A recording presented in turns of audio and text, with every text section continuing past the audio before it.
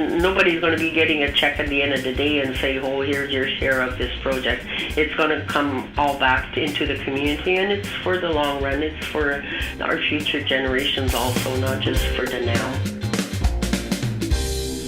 Now joining us from the Docas First Nation territory is Chief Denise Restoule.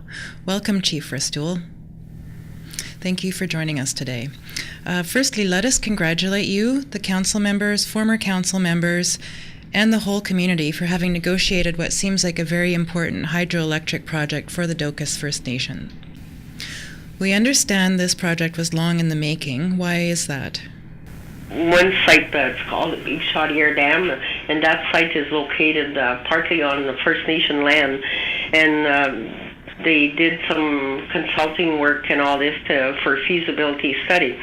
But anyways, it never really materialized because that land, by placing a hydro project at that location, it was going to flood a lot of land, and the people did not accept that. And all the feasibility studies from each consultant they were all contradicting each other. The First Nation did not have the capital to invest in this project, and because it was on reserve, they could not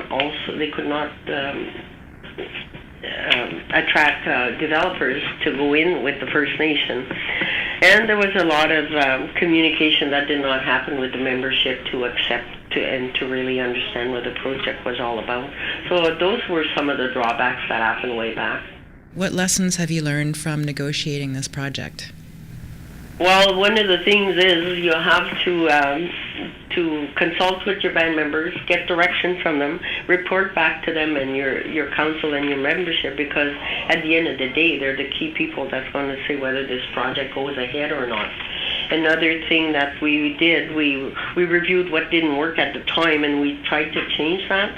And what we were able to do, we changed the location. We put it now, it's located at what we call the Portage Dam, which is located on federal crown land. And we're still going to be utilizing the dams from Public Works Canada to put our powerhouse there. And in hindsight, what we've learned from negotiating is if you don't have any negotiating skills, do take some training, because it's very important.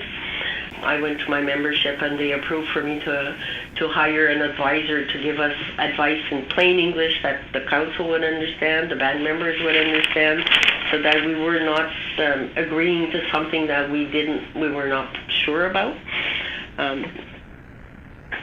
And also, it's good to have a good relationship with the financial institutions, because at the end of the day, you do have to put some funding into the project, even though you're with a developer. And when you do your negotiation, negotiate for future opportunities, not just for opportunities of now.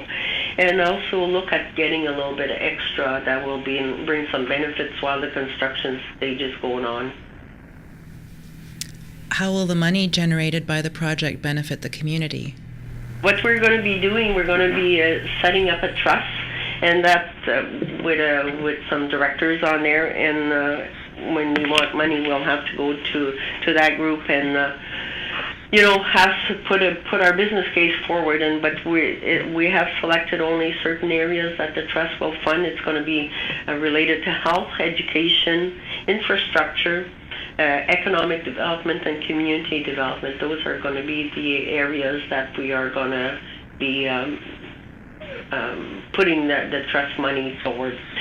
Nobody's going to be getting a check at the end of the day and say, oh, here's your share of this project.